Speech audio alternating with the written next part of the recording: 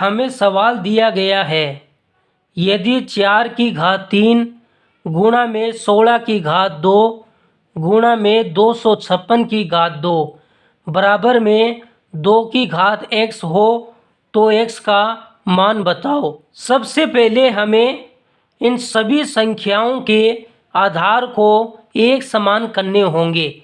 यहाँ पर आधार 4 है, यहाँ पर आधार 16 है, यहाँ पर आधार 256 है और यहाँ पर आधार 2 है। तो इन सारी संख्याओं के आधार को एक समान करने होंगे, लेकिन हमें यहाँ पर x का मान ज्ञात करना है और उसका आधार 2 है। तो इन सारी संख्याओं को आधार 2 में परिवर्तित कर लेते हैं। जब 4 को हम आधार 2 में लिखेंगे तो 2 की घात 2 करेंगे तब 4 आएगा, और इस 16 को आधार 2 में 2 की घात 4 लिख सकते हैं और 256 को आधार 2 में 2 की घात 8 लिख सकते हैं। 2 को 8 बार गुणा करेंगे तो 256 ही आएगा और ऊपर इनकी घातों को लिख दिया, बराबर में 2 की घात x है।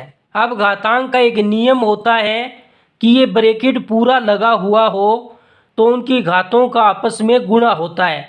यहाँ पर भी ब्रैकेट पूरा लगा हुआ है, यहाँ पर भी ब्रैकेट पूरा लगा हुआ है, तो हम इन घातों का आपस में गुणा कर देते हैं।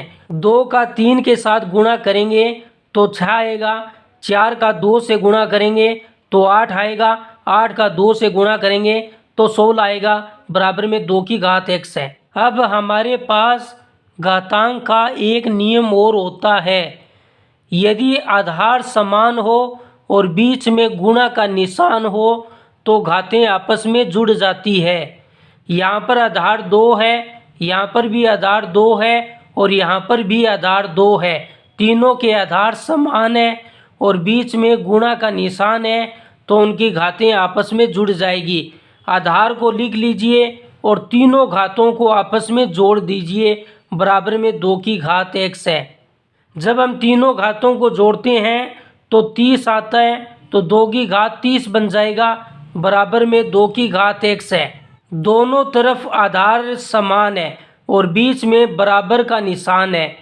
जब दोनों तरफ आधार बराबर हो और बीच में बराबर का निशान हो तो उनकी घातें भी आपस में बराबर होती है, तो x का मान यहाँ से 30 आ जाएगा और हमें x का मान पूछा था तो x का मान 30 होगा।